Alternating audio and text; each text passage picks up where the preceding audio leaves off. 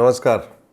आचार्य सलील channel में आप लोग का स्वागत है। आपको ध्यान होगा कि पिछले हफ्ते मैंने नुपुर शर्मा के ऊपर एक वीडियो निकाला था और काफ़ी हद तक मैंने एक्सप्लेन करने की कोशिश की थी कि कैसे जन्म पत्री के हिसाब से ग्रहों का जो रोल होता है वो आदमी की पर्सनालिटी में पड़ता है।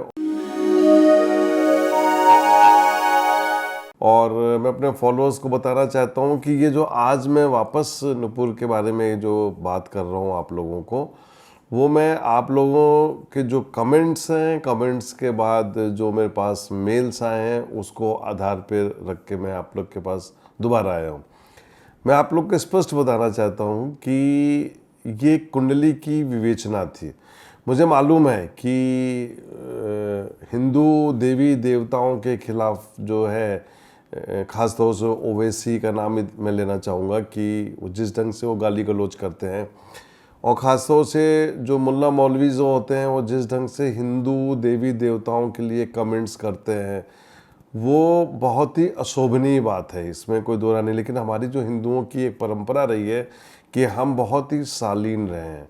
हम लोग हमेशा जो होता है वो इन सब चीज़ों को इग्नोर करते हैं। लेकिन हमारे भी यहाँ जो है अब हिंदुओं की जो यंग ब्लड आ रही है उसमें कुछ तेज तर्राट लोग हैं जो इस पे रिएक्ट करते हैं, और इसके बाद जब वो रिएक्शन होता है तो उसके रिजल्ट भी हम आप सब लोग देखते हैं।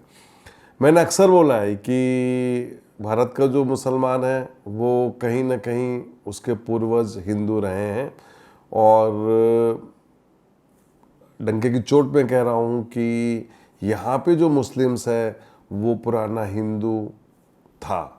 और आज भी मेरे कई वीडियोस में आप सुनिएगा कि जो मुसलमान हिंदू बने उनको एक हम लोगों ने एक प्रॉपर जगह नहीं दिया, अदरवाइज़ ये झगड़ा जो होता ना कब का ख़त्म हो गया होता।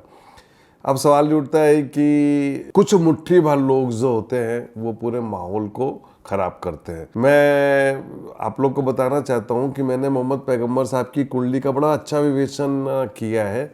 वीडियो बहुत जल्दी लाऊंगा, मैं आपको बताऊंगा कि कैसे वो पर्सनालिटी थी।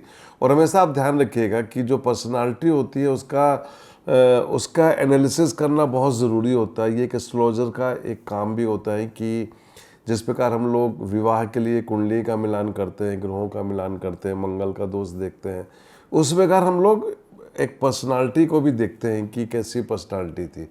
आपको ध्यान होगा कि जब मेरा वीडियो निकला था सनातन को लेके, तो मैंने इस बात को कहा था कि एक ज़माना था कि सनातन परंपरा फैली हुई थी काफ़ी। आप इस वीडियो को मेरे चैनल में देख सकते हैं कि गुंजन अग्रवाल ने जिस ढंग से कैलकुलेशन किया था उसको मैंने आप लोग के बीच में मैं लाया था। कोशिश करूँगा एक दो वीडियो और दूँ आपको। ये भी आपको बताना चाहूँगा कि मैंने एक जगह ये भी कहा था कि जितने भी मनुष्यों के द्वारा मैन मेड रिलीजन जो हैं वो आगे चल के इनका पतन होगा, और इस पतन के लिए हमारी जो युवा पीढ़ी है, जो पढ़े लिखे लोग हैं, जो इन सब चीज़ों पे बिलीव नहीं करते, वो आगे बढ़ेंगे, इसमें कोई दो राय नहीं। और मैं आप लोग को बताना चाहता हूँ कि मैं किसी एक का पक्ष नहीं करता हूँ, जो रियलिटी होती है उसकी बात करता हूँ। नुपुर शर्मा को लेके जो मेरा कमेंट्स था वो ये था कि जब पूरा मैटर सब जुडिस था तो बेहतर था कि उस डिबेट से उनको उठ जाना चाहिए था। वो यहाँ पे एक चूक थी, और लेकिन ये होना था। अब सवाल ये उठता है कि नुपुर जी का क्या होगा। मैं पिछले वीडियो में बता भी चुका हूँ कि नुपुर जी को एक लंबी लड़ाई लड़नी है, और उस लंबी लड़ाई लड़ने के बाद वो वापस लौटेंगी। वापस लौटने के बाद वो अपनी एक स्थान बनाएंगी, क्योंकि अब इसके अलावा उनके पास कोई रास्ता नहीं है। क्योंकि एक लंबी राजनीति वो कर चुकी हैं, हालांकि कभी वो कोई चुनाव जीत नहीं पाई, लेकिन जब कभी भी मुझे भी मौका मिलेगा तो मैं उनको बताऊंगा कि कैसे राजनीति आगे करनी है। बाकी जहाँ तक सवाल ये है कि क्या उनको कोई खतरा रहेगा, 2 साल तक समय को काटना है। 2 साल के बाद वो वापस एक अच्छी नॉर्मल ज़िंदगी जी सकती हैं।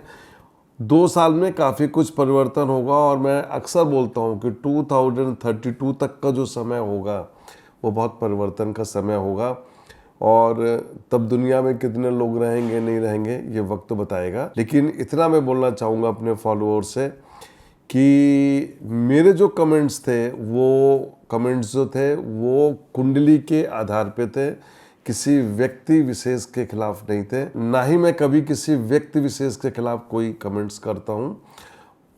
पॉजिटिव एस्ट्रोलॉजी पे फोकस करता हूँ।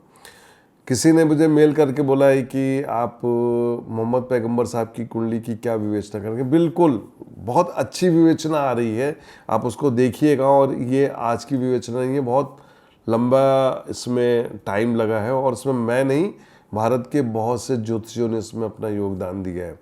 मैं तो उसको एक प्रेजेंट करूँगा अपने फॉलोअर्स के बीच में, और ये मैं बताऊँगा कि पर्सनालिटी कैसी थी और कैसे उसको बताया गया। मैं आपको ये बताना चाहता हूँ कि ये जितना भी समस्या है, आप ये मान के चलिए कुछ समय की बात है, और इसके बाद ये जो है धीरे धीरे ऑटोमेटिकली ये मैटर जो है दब जाएगा। हाँ, मैं अपने वीडियोओं के माध्यम से एक बात और बोलना चाहता हूँ, ख़ासतौर से अपने फॉलोअर्स को, और वो फॉलोअर्स जो कट्टर हिंदूवाद की बात करते हैं। तो भैया मैं आपसे ये बताना चाहता हूँ कि आत्मनिर्भर यदि हम लोग बन गए तो हम लोग किसी पर डिपेंडेंट नहीं रहेंगे। यदि नुपुर शर्मा के एक कमेंट से यदि हमको इतना लॉस हुआ, तो हम लोग को बैठ के ये सोचना है कि इस लॉस को कैसे हम लोग भरपाई कर सकते हैं। खाली सोशल मीडिया में और फेसबुक में और पॉलिटिक्स करके कुछ नहीं होता है।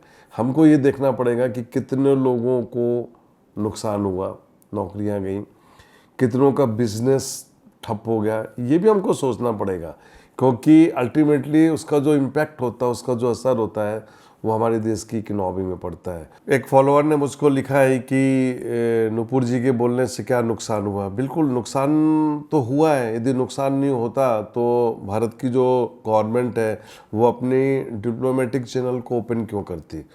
दूसरी बात ये कि यदि ये नुकसान नहीं हुआ होता तो बीजेपी ने उनको 6 साल के लिए पार्टी से बाहर क्यों किया। और ये सोचने वाली बात है कि ये सब एक्शन जो है गवर्नमेंट की तरफ से लिए गए, और इसमें प्रधानमंत्री जी ने खुद इसमें एक्शन लिया है, और प्रधानमंत्री की कुछ यात्राएं भी हुई कि किस तरह डैमेज को कंट्रोल किया जाए। क्योंकि इसमें तो कोई दो राय नहीं है कि जो हमारी जो इकोनॉमी है वो कहीं ना कहीं जाके गल्फ से कनेक्टेड है। यदि हमारे पास तेल नहीं होगा तो आप ये मान के चलिए कि आप ही लोग जो हैं वो झंडा उठा के शुरू हो जाएंगे कि देश में तेल नहीं है और पेट्रोल और डीजल के रेट बढ़ गए हैं। तो हर चीज़ें कहीं ना कहीं कनेक्टेड होती हैं, और मैं समझता हूँ कि जो मेरी कैलकुलेशन थी वो अपनी जगह सही थी। अब नुपुर जी को अब इसमें से निकलना है। तो गलती एक कोई करता है, धोखे से करे चाहे जानबूझ के करे, लेकिन उसका जो खामियाजा होता है वो पूरा मुल्क भोगता है। इसको भी आप लोग सोचिएगा कि कैसे हम लोग को आत्मनिर्भर बनना है।